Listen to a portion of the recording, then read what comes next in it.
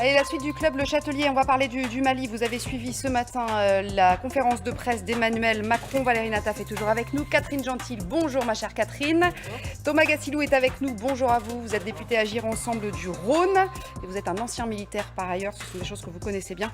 Et Caroline Roussy, que je suis ravie d'accueillir, bonjour. Bonjour. Vous êtes chercheuse à l'IRIS, vous êtes spécialiste du Mali. Retrait donc des forces de la Takuba, il n'y aura plus personne au Mali, c'est Emmanuel Macron qui l'a dit ce matin, écoutez.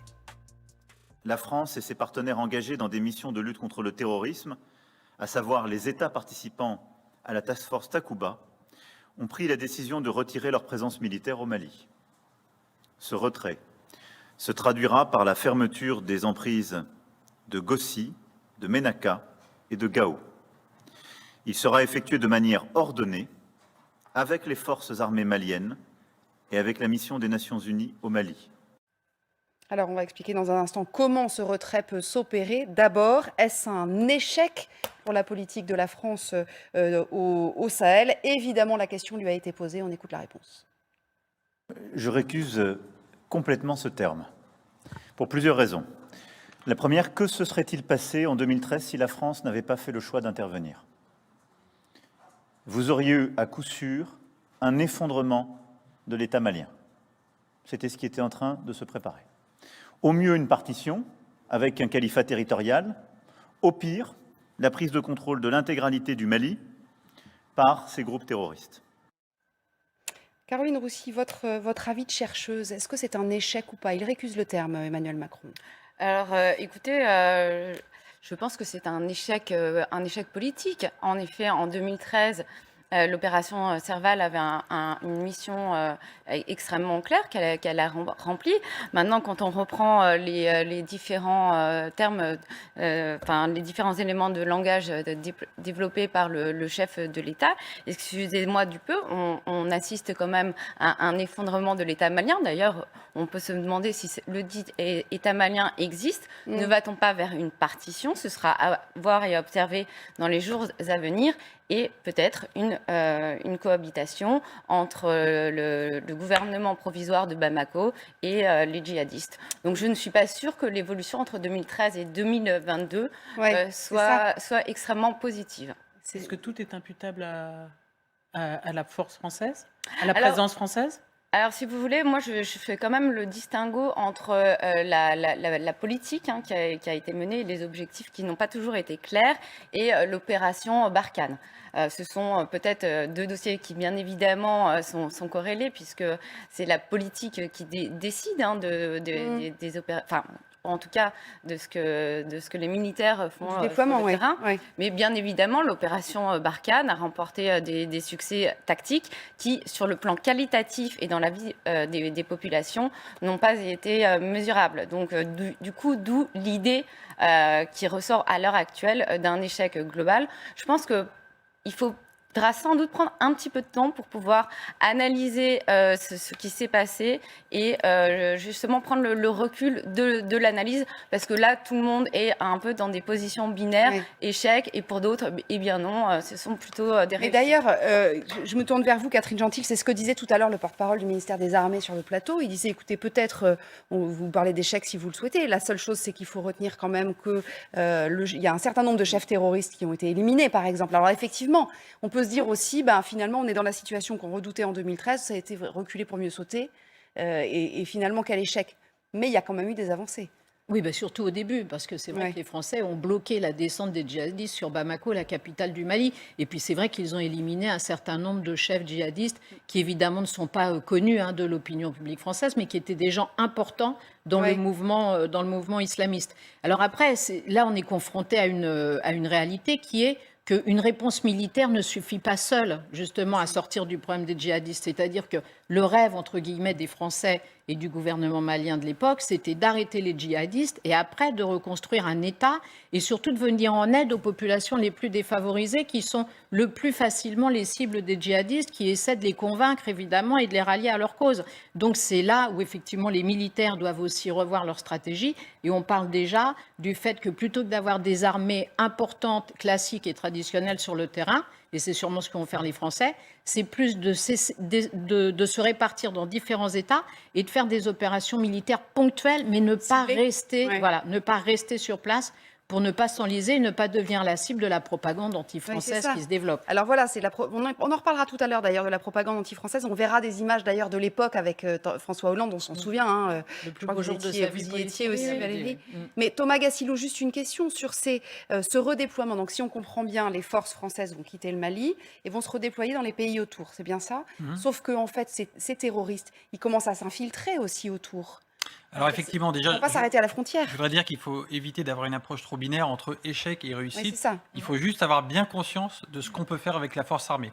Avec la force armée, on a pu éviter la territorialisation d'un califat islamique, ce qui s'était passé finalement en 2014 en zone irako-syrienne. On a pu l'éviter pour l'instant. On a pu l'éviter, voilà. Ouais. On a pu faire monter en compétence quand même les forces armées locales, qui avant ne se parlaient même pas entre les différents pays. Il y a le G5 qui a été mis en place en quelques années, les forces qui ont été formées, et on a réduit considérablement les capacités quand même des groupes armés djihadistes avec la neutralisation de beaucoup de leurs chefs et la suppression de capacités logistiques.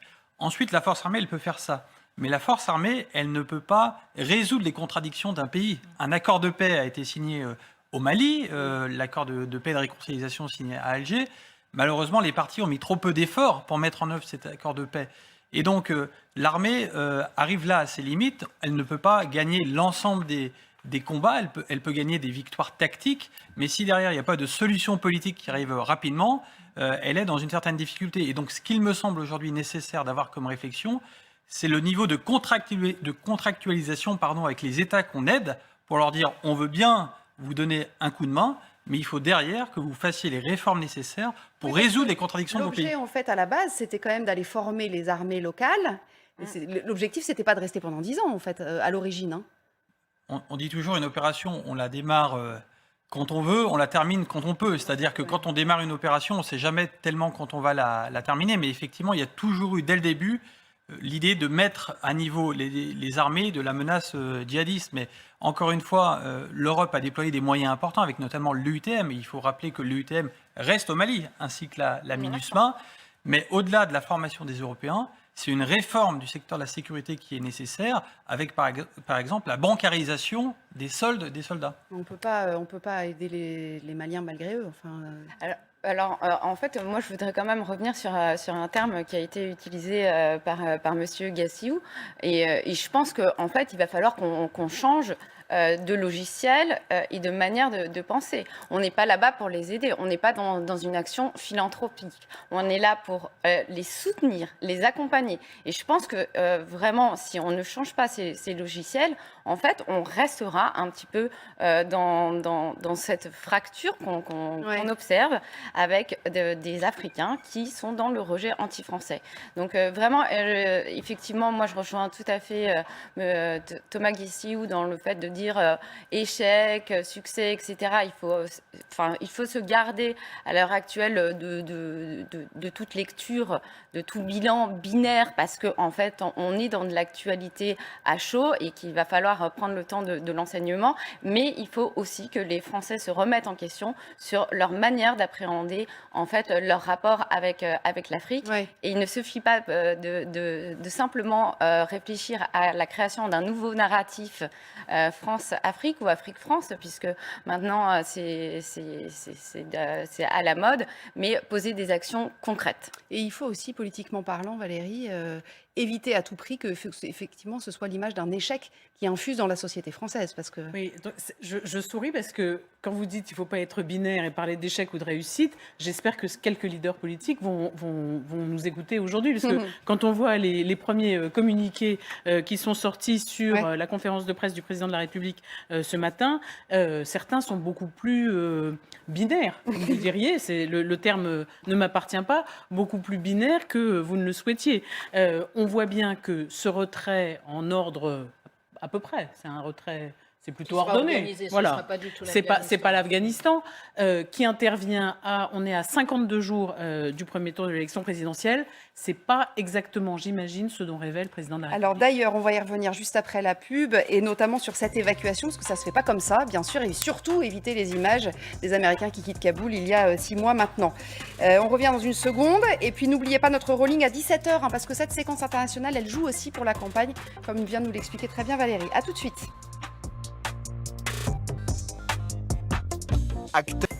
La suite du Club Le Châtelier, on continue de parler du Mali. On va voir comment peut se passer une évacuation. On veut nos explications en plateau et puis en reportage également. Et Florence Parly qui sera sur LCI ce soir, invitée de Routel Krief aux alentours de 20h30. On voit tout cela juste après vos essentiels, Alexia. Le procès de Nordal Lelandais entre dans sa dernière étape. La peine maximale est requise contre l'accusé. Réclusion à perpétuité avec 22 ans de sûreté pour le meurtre de Maïlis. Le verdict est attendu demain. La Haute Autorité de Santé émet de nouvelles recommandations pour réagir en cas d'ingestion de pile-boutons par les enfants. Ces petits objets présents dans les jouets ou les télécommandes présentent un risque potentiellement mortel. Première recommandation pour les parents, appelez le 15 et ne pas faire recracher la pile avalée. Vendredi noir, demain dans les transports apparaît une grève à la RATP, risque de perturber fortement les réseaux de métro, de bus et de RER. Plusieurs lignes seront fermées, les syndicats réclament des hausses de salaire. Kamala Harris va rencontrer samedi le président ukrainien en marge de la conférence sur la sécurité à Munich. Elle va également s'entretenir avec le chancelier allemand Olaf Scholz. Ce déplacement intervient alors que l'Europe fait face à une grave crise diplomatique en raison du risque d'une attaque de l'Ukraine par la Russie. Et comme tous les jours, ne ratez pas à 17h notre sondage IFOP fiducial, une photographie en temps réel des rapports de force entre les candidats à l'élection présidentielle.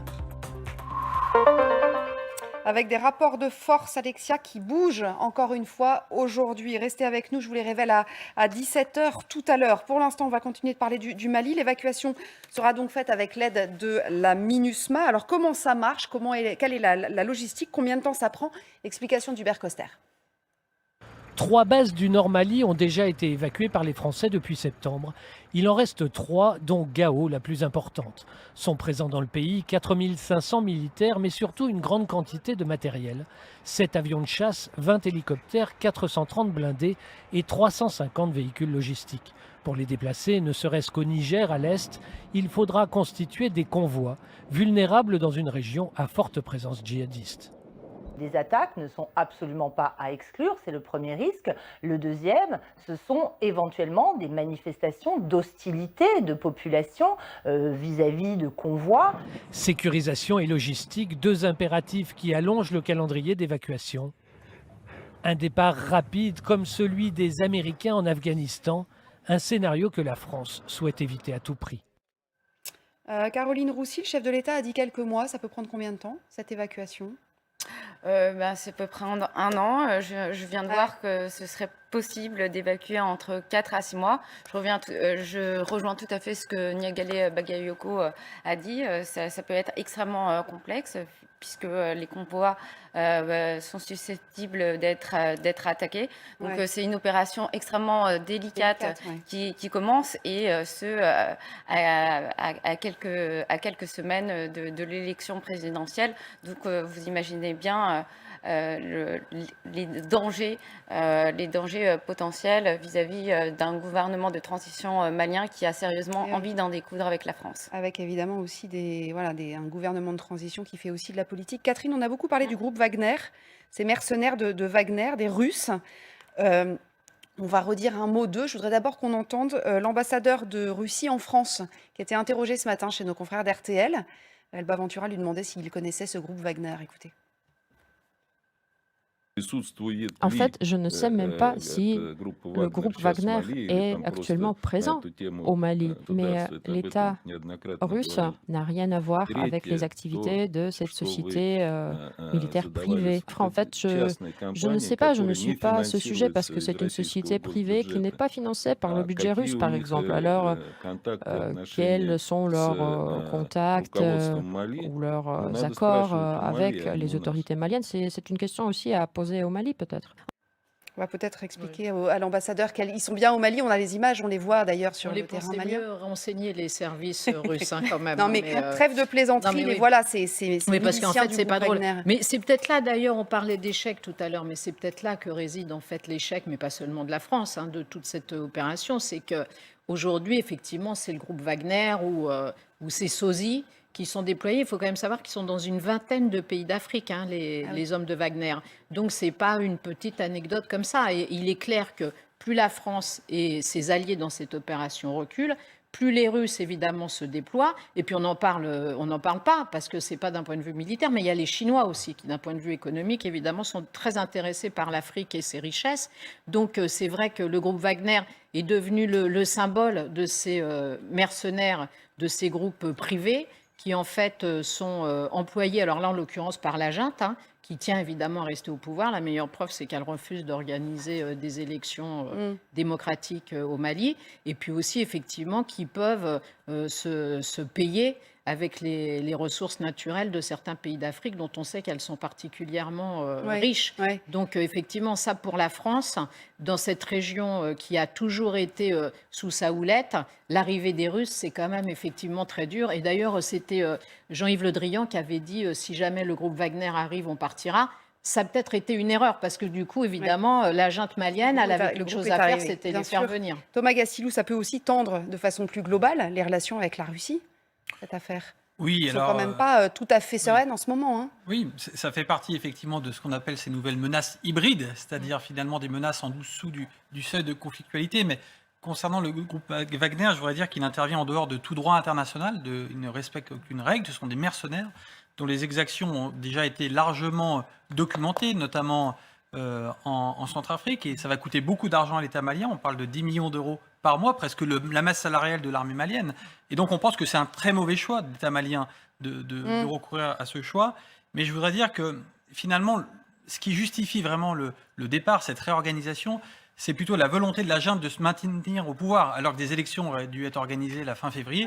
Et Wagner n'est que le symptôme de ça, puisque l'objectif de Wagner, c'est de sécuriser la junte, c'est de lui permettre de rester au pouvoir, et c'est pas vraiment de lutter contre les djihadistes. C'est ça. Valérie ? Je suis une néophyte, donc excusez-moi si je dis des bêtises, mais j'ai l'impression que l'Afrique, en tout cas l'Afrique francophone, où la France était présente à tous les niveaux, voit son empire, ex-empire colonial, dépecé militairement par les Russes, vous venez de l'expliquer Catherine, mais aussi économiquement, parce qu'il y a beaucoup de chantiers qui sont maintenant repris en main par les Chinois. Les entreprises chinoises sont extraordinairement implantées en Afrique, et donc peu à peu, l'influence française et au plus large européenne semble reculer sur ce continent. Je dis des bêtises, vous avez le droit. C'est ce que disait Catherine tout à l'heure. Oh, pardon. Vous voyez, j'ai concentré sur autre chose. À mon avis, il faut mettre en évidence des cycles. Au moment de la décolonisation, les Russes étaient extrêmement présents à ce moment-là. Sauf qu'à l'effondrement de l'Empire soviétique, effectivement, les Russes sont beaucoup rentrés chez eux. Et aujourd'hui, ce qui se passe, c'est que l'Afrique redevient une terre dans la compétition mondiale où effectivement les grandes puissances s'affrontent parfois par proxy interposé. Ça a été le cas en Libye. Aujourd'hui, c'est effectivement, on peut analyser ça également au Mali. Mais encore une fois, attendons de voir ce que va réellement faire Wagner au Mali. Je pense qu'ils n'ont ni la même mission, ni les mêmes moyens que l'armée française. Et donc, je pense que les prochains mois vont être assez éclairants. Alors, je voudrais juste qu'on revienne quelques années en arrière, il y a 9 ans tout juste. Souvenez-vous de ces images. François Hollande et les Français, d'ailleurs, de façon globale, acclamés dans les rues de Bamako, accueillis en sauveurs. On se souvient de ces femmes qui portaient des portraits de François Hollande et même le président à l'époque qui vit à ce moment-là une journée particulièrement heureuse. Écoutez. Et moi, je veux ici vous dire que je viens sans doute de vivre la journée la plus importante de ma vie politique. La journée la plus heureuse de sa vie politique, la plus importante de sa vie politique. Caroline Roussy, qu'est-ce qui a changé ? Alors maintenant, il y a des manifestations anti-français, alors surtout dans les grandes villes, mais comment les populations ont été retournées à ce point-là ? Écoutez, ils viennent de vivre 9 années de présence française. Alors, comme on l'a souligné tout à l'heure, il y a eu des succès tactiques, mais qui n'ont pas eu d'impact dans la vie quotidienne des populations. Donc, il n'y a pas de succès stratégique. Ce qui fait qu'il y a une lassitude des populations qui observent une dégradation de leur vie quotidienne. Bien évidemment, les comptes mal soldés de la colonisation, ce à quoi s'ajoute bien évidemment la désinformation russe, mais pas que, parce qu'on a tendance à un petit peu amplifier ce phénomène. Et on le voit bien aussi des intellectuels, des panafricains qui ne supportent plus les manières de faire de la France, la convocation de Pau, l'absence de respect à l'égard de vieux chefs d'État. Et là, on est en train d'entrer dans une nouvelle séquence historique et nouvelle ère. Et une nouvelle ère géopolitique, parce que bien évidemment, il y a une recomposition géopolitique avec le retour des Russes et des Chinois. Évidemment. Merci beaucoup. En tout cas, c'était tout à fait passionnant. Merci à vous également, Thomas Gassiliou. Dans une seconde, on va revenir justement sur cette séquence internationale. Comment peut-elle porter ou non Emmanuel Macron dans les sondages? Le chef de l'État qui va bien finir un jour par se déclarer candidat.